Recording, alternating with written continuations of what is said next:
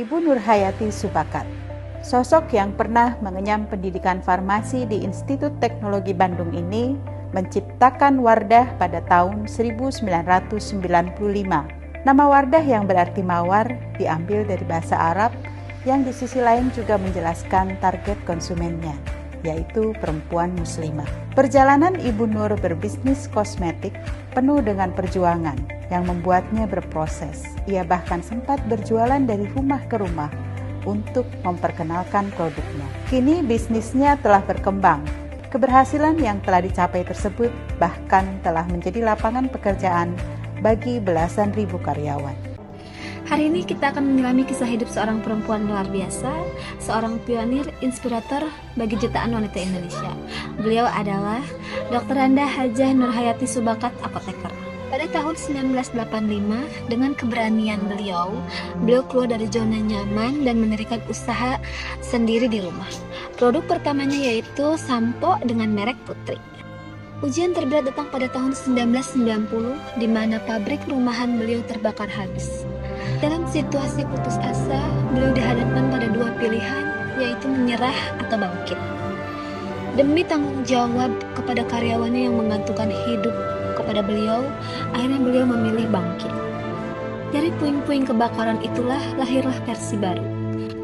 Beliau melakukan riset mendalam dan pada tahun 1995 beliau meluncurkan sebuah produk yaitu Wardah.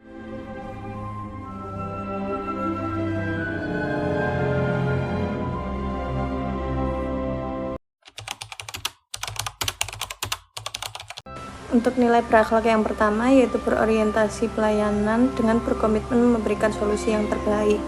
Ibu Nurhayati tidak pernah memandang konsumen sekedar hanya angka penjualan saja, namun beliau juga melihat kebutuhan emosional dan spiritual wanita Indonesia, seperti dengan hadirnya produk Wardah yang memberikan rasa aman. Beliau memastikan pelayanan yang diberikan adalah yang terbaik dengan produk berkualitas tinggi namun juga tetap terjangkau. Ini adalah cerminan dari keinginan tulus untuk membantu dan melayani kebutuhan dari masyarakat. Untuk nilai berakhlak yang kedua yaitu akuntabel dengan jujur dan bertanggung jawab.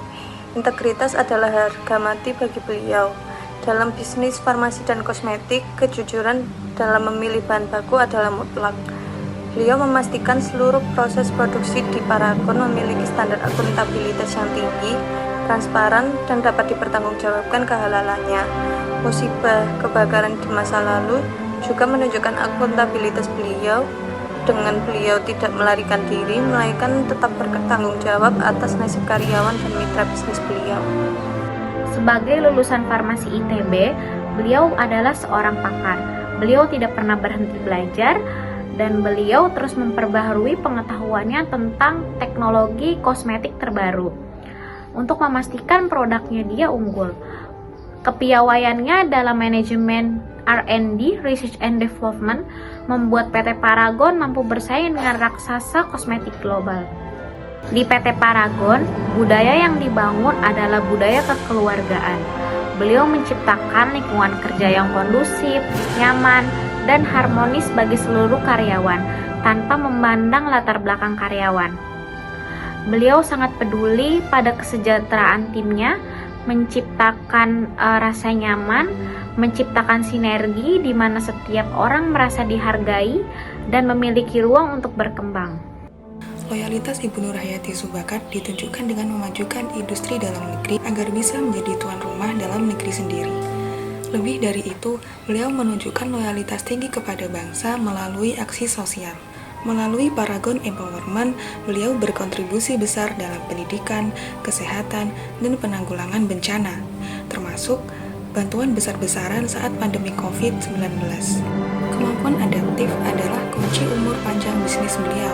Ibu Nurhayati berhasil membawa Paragon bertransformasi dari usaha rumahan menjadi industri berskala besar. Beliau lincah mengikuti tren, melakukan rebranding produk agar relevan dengan gen milenial dan juga Gen Z, serta mengadopsi teknologi digital dalam pemasaran dan juga manajemen. Kolaboratif. Beliau memahami bahwa kolaborasi adalah kunci percepatan. Parangon tidak berjalan sendiri.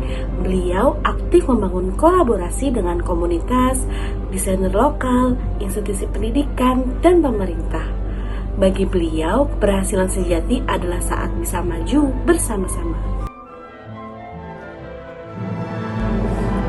Teman-teman semua, kisah Ibu Nurhayati Subakar bukan hanya tentang bagaimana membangun perusahaan bernilai miliaran rupiah.